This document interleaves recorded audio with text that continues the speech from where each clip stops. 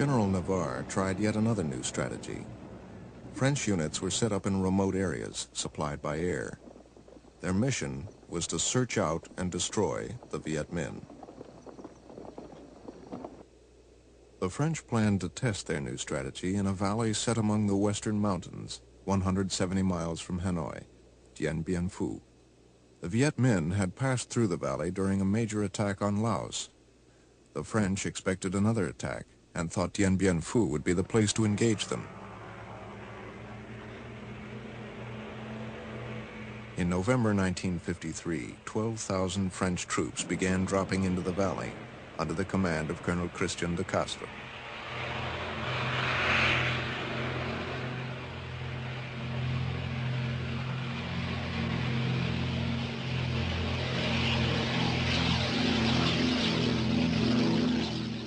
The top French command in Saigon was sure that Giap would never be able to mass enough troops around Dien Bien Phu, never get heavy artillery up the hills, never keep supply lines open.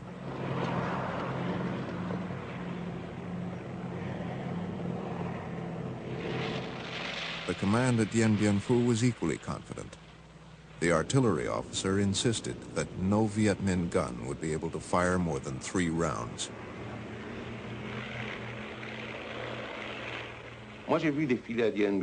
I saw all sorts of civilian and military authorities go through Dien Bien Phu. Unless my memory is completely twisted, I don't remember a single one. Absolutely not a single one of these authorities who didn't find that Dien Bien Phu was a formidable base. It was the great land and air base. It was untakeable. The Viet Minh saw Dien Bien Phu as a great opportunity, but a great gamble too. Ho Chi Minh's forces had lost heavily in attacks on other French strongpoints, but they decided to take the risk. From Tay Nguyen, it took us about 45 days. We marched at night and rested during the day. Sometimes we just slept on the roadsides if there were no shelters around. The French command was inviting a battle because they thought the Viet Minh would never be able to get enough troops and guns to Dien Bien Phu. But they did. 51,000 Viet Minh soldiers, 4 times the number of French troops, crossed the mountains carrying supplies on their backs and bicycles and hauling guns.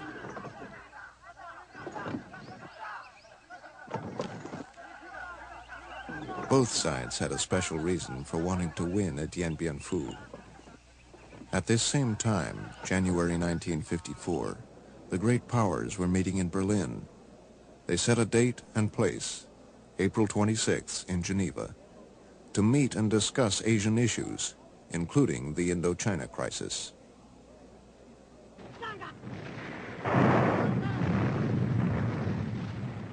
On March 13th, Giap launched his attack on Dien Bien Phu. The battle began with massive human wave assaults. The Viet Minh guns blanketed French artillery from positions so well dug in and camouflaged that the French planes could not get at them. The first post fell within 8 hours. By the next day, March 14th, the Viet Minh shelling had destroyed the main airstrip.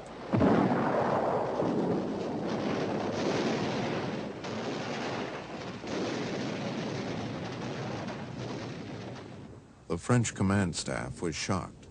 Colonel Decastre became withdrawn, uncommunicative. On the second night, the artillery commander committed suicide, saying, "I am completely dishonored." 4 days into the battle, the Viet Minh controlled the entire perimeter. The cost was high, thousands dead and wounded among the Viet Minh. Giap decided to change strategy. This decision on the Dien Bien Phu front constitutes for me one of the biggest and the most difficult decisions in my fighting life. As commander, General Vo Nguyen Giap decided to end this attack based on the human wave tactic. The entire plan was changed. The attack was stopped, and all the heavy artillery pieces were pulled back to a distance. Then trenches and tunnels were dug, and the morale of the troops was rebuilt based on the slogan, "Advance solidly, fight solidly." Shovels became extremely important weapons. All the cadres and soldiers put most of their time and energy into digging trenches and tunnels. We slowly surrounded Dien Bien Phu with trenches, cutting into the airstrip so it could not be used again, slowly tightening the noose around the necks of the French.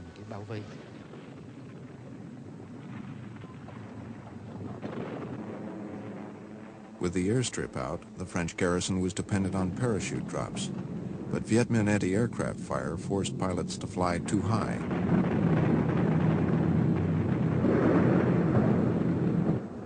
Supplies began falling into enemy hands. General Giap's change in strategy was working, and he settled in for a long siege. For the French, Dien Bien Phu became a nightmare. The rainy season started early with drenching downpours. French dugouts and shelters collapsed. Clean water became impossible to find. Medical supplies ran out. No planes could land to evacuate the wounded. Men who were wounded in the trenches sunk under the yard-high mud to die.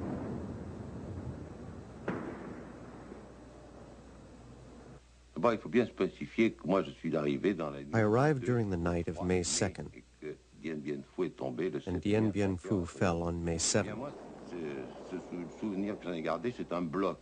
The memory I keep of it is one block of time. There was no day or night. I never lay down, I never slept. I don't remember eating. At 4 in the morning, there was a lull. We were 35 left at my post with one machine gun, one grenade left. So I asked on the radio, I said, "Since you cannot send reinforcements," he said, "Where do you want me to get them? You know there's nothing left." "Then give me authorization to get out." He answered very simply, saying, "No way. You're paratroopers. You're there to die."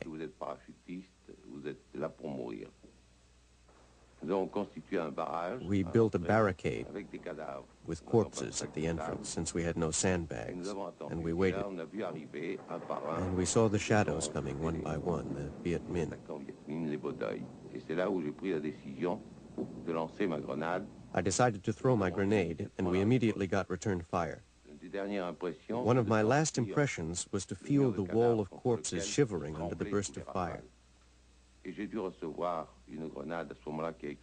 Then a grenade must have hit my helmet, because the net was burned and the helmet dented. American helmets are very solid. I lost consciousness, and when I came to, there was above me, very close, a surgeon's mask from which a voice came, "You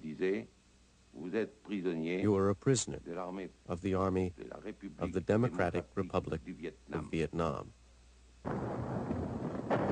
Though Viet Minh combat cameramen were present at Dien Bien Phu, scenes of the 55-day battle were restaged by a Soviet director after the French defeat. Some of the film sequences are authentic, some reenacted.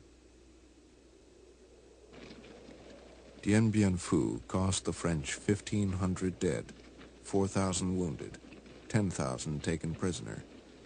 Many of the prisoners died in Viet Minh camps.